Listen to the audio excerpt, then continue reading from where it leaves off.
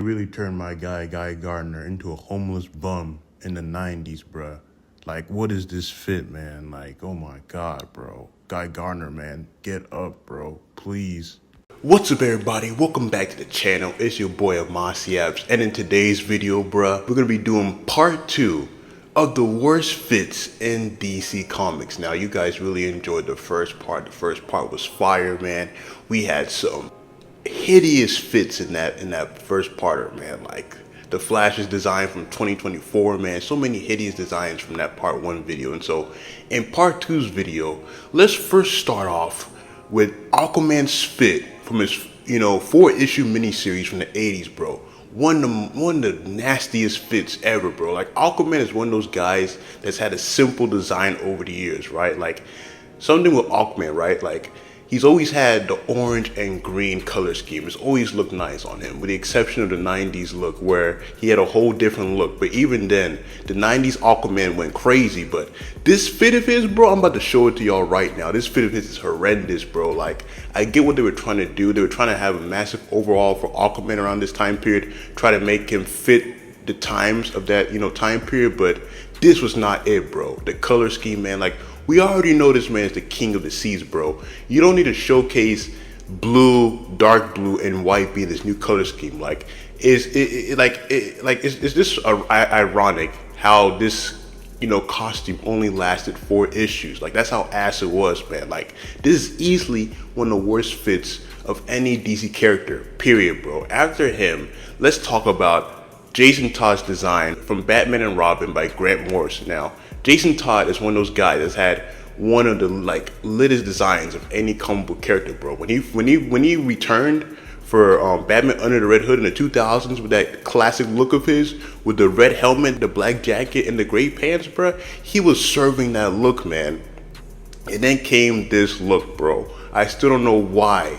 And like, I just don't understand why they went from that perfect initial design of his to this horrendous crap, man. Like, the red dome helmet, you know what I'm saying? The weird symbol, the white bodysuit, and then the long black boots, like, and the cape. This was not Red Hood at all. I mean, not Red Hood, but this was not Jason Todd Red Hood, bro. Like, this could have been a costume for, Joker when he was Red Hood before he became the Joker, you know what I'm saying? Like, this outfit was ass, bro. Straight buns, man. Like, Jason Todd, this is like one of his worst fits ever, bro. Besides all the ones that he has now, this is easily one of his like nastiest looks ever, bro. Like, they were not serving with this look of his at all. And now, after him, let's talk about Superwing. Basically, this is Nightwing when he got superpowers, bro. Like, Nightwing, bro, Dick Grayson as Nightwing, he's had one like the coldest designs ever, bro. But I get what they were trying to do with this design, bro. They were trying to bring back his classic color scheme, which was the blue and yellow. But come on, bro. Like, Nightwing, bro, he looks like a Temu Invincible mixed with Black Lightning. Like, it's just so bad, bro. Like, I get what they were trying to do with this, man, but like, I'll never forget that comment that I read when this issue came out of Superwing, bro. When Nightwing became Superwing, they straight up called this man Mark Grayson Invincible. Like, it's just so like, it's so funny, and it's just so diabolical how someone can call him Mark Grayson wannabe. Like, and I never realized that they both had the same last name too, bro. Like, it's crazy. Like, the man really did steal Invincible's colors and thought nobody was gonna notice. Like, come on, Dick Grayson. But yeah, this is like one of the worst fits ever, bro. Like, it's just so bad, man. But after that, let's talk about Wonder Woman from the 90s, bro. So this was around the time period where Diana was no longer Wonder Woman. Artemis became the new Wonder Woman. And, they were trying to do, it wasn't just Diana, bro, but like so many characters around this time period. They were trying to, give these guys new initiatives, new story arcs. And for Diana, bro, she was stripped from Wonder Woman and she had this weird biker costume, right? They gave her the whole Nickel Robin hairstyle, the black tank top, the jacket, and the black biker shorts. And this design is a great design, but not for Diana. Like, it's ass, bro. Y'all, you could have given this to maybe Black Canary or Zatanna, but Diana, bro, like, this outfit is ass, man. And there's a reason why when Diana's playable, like in a video game, right? And you have like a bunch of her costumes that you can unlock from her history, right? There's always a reason why this one is never ever added, because it's ass, bro. It screams the 90s where every character was given a major like change to their design. Booster Gold, Guy Gardner, like why, bro? Like I get the 90s was a time period for experiments with characters and all that, but this is easily one of the worst designs for a character ever for Diana, bro. Like it's just straight buns, bro, straight buns. But after Diana, let's talk about Catwoman's first appearance, which is essentially a cat's, head on a woman's body with a dress, right? Like I get it, it's the 40s, man. The 40s has a whole bunch of wacky designs, but they really took the name Catwoman literally, bro, because they gave her a cat head on a woman's body, bro. Like it's a funny design that fits that time period, but easily one of the worst, designs of all time, bro. Of course, ever since that decade, bro, we've gotten we've gotten so many great Catwoman designs. The 90s one, her modern outfit, her current one, you know what I'm saying? There's been a whole bunch of amazing Catwoman designs since then, but her first initial design, straight ass, bro, straight ass. But after her, let's talk about Barry Allen. Now, Barry Allen, bro, in the drip video, I talked about him having like one of the coldest designs ever, bro. The Silver Age Flash costume was just elite. But then came, the DCU outfit from 2015. I'm sorry, y'all. For those that like this suit, it's trash, bro. It's like they saw the CW Flash costume and were like, yo, how can we make this look like, how can we translate that into the comics? And this is what the suit ended up looking like. Like it's so ass, bro. The gold eyes, the excessive gold and red, no white, Flash symbol. You know how the Flash always has a white circle on his Flash symbol, right? There's none of that. They straight up gave him the CW Flash logo and the burgundy red. Like the Flash, when I think of the Flash, I need to see a scarlet red, bro. And if it's not that, let it be like Wally's shade of red. The one that they gave Barry for the DCU initiative was straight buns, bro. And it doesn't even match Barry, because why does Barry have, the eyes, bro? That's something that goes for Wally West, bro. Like Barry is the Flash that I want to see where his blue eyes are showing. You know what I'm saying? The ones that have the eyes covered, bro, that can be Wally, and then if it's not just Wally, let that be Bart too, man. I feel like this costume would work way better with Bart Allen than Barry Allen. Like, it does not scream Barry Allen to me, in my opinion. And then besides that Barry Allen outfit, we gotta talk about the one that he had in The Dark Knight Returns, when Batman and his team freed Barry Allen, right? He ended up getting a black and yellow track runner suit, and I get it, bro. It's a different storyline where Barry, he was trapped for all those years. They freed him, and now he has a Flash costume that represents that time period. But I'm sorry, bro.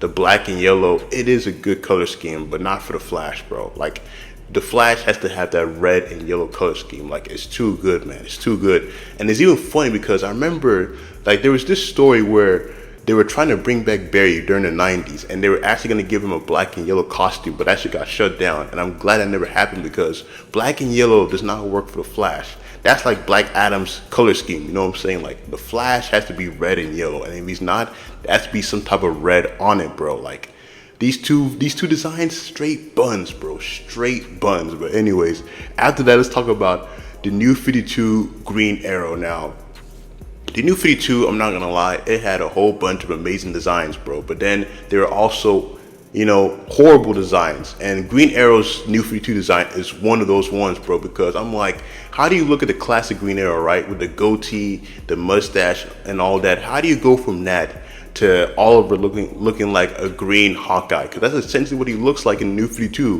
When the New 52 first started, bro, I'm like, where is this man's facial hair? Why does he have, a green version of the Hawkeye outfit, man? Like, and it didn't help that around this time period that Hawkeye was becoming immensely popular, thanks to the MCU with the Avengers movies coming out. So when folks saw this version of Green Arrow, they were like, damn, bro, this is literally Hawkeye cosplaying in some green color schemes. You know what I'm saying? Like, it was awful, and I'm glad that they got rid of it immediately when DC Rebirth came around. They gave this man his facial hair back. They gave him a more appropriate Green Arrow costume that looks like him and not a Hawkeye wannabe. You know what I'm saying? Like, the New 52 Green Arrow, man, one of the worst redesigns of all time. Up there with New 52 Lobo and all the other ones that we talked about in part one. Like, it's just not good, man. And after New 52 Green Arrow, I want to talk about all the designs that Guy Gardner had in the 90s, right? Like when he was like no longer Green Lantern because of the fact that they wanted to make Kyle Rayner the only Green Lantern, and because of the fact that they killed Hal Jordan too. So Guy Gardner was no longer the Green Lantern, and he had a whole bunch of weird designs, man. Like it was just, I don't know, man. Like I just don't get, like, it's not even just Guy Gardner, bro, but even Booster Gold, bro. Booster Gold had a weird armor design during the 90s too, man. Like it was awful, bro. Like the 90s, man. A lot of folks say that the 90s was a great time period for comics in general, bro, but I'm not gonna lie, man. When I look at the designs from that era, bro, a lot of them are ass. Guy Gardner's, Booster Gold, Dr. Fate, the Dr. Fate that I talked about with y'all in the first part video, man. Like so many were like this straight buns, man. Like DC, man. Like y'all were really on that edgy crap during that time period, bro. Like it was terrible, bro, terrible. And not even just that, bro.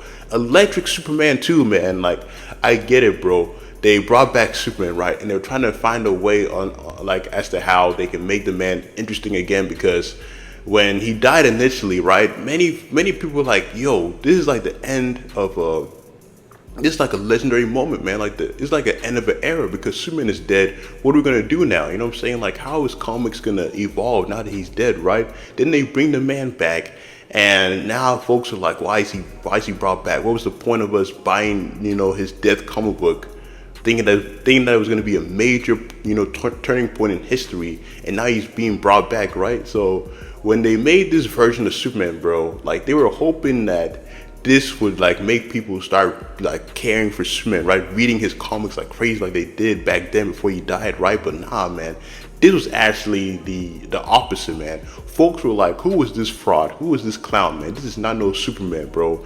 And like a year later, they brought the original Superman back, bro. But my goodness, man, Electric Superman 2 is also one of the worst redesigns for a comic book character ever, bro. Like, tell me why that version of Superman works and looks better on his son Jonathan Kent than him, bro. Like, it's just terrible, man. But you guys let me know your thoughts, bro. Who do you think has had the worst redesigns in DC, bro? Like, we've already talked about a whole bunch in part 1 and now part 2, bro. Whole bunch. I think that literally any redesign that you can think of a DC character from the 90s, even the late 80s, it was just terrible. Even the one that Green Arrow had before he died and was replaced by Connor Hawke, that one is easily like one of his lowest, you know, designs ever, bro. One of his lowest costume designs ever when you compare it to his other great ones, like the classic one, the 2000s by Winnick, all these writers, right?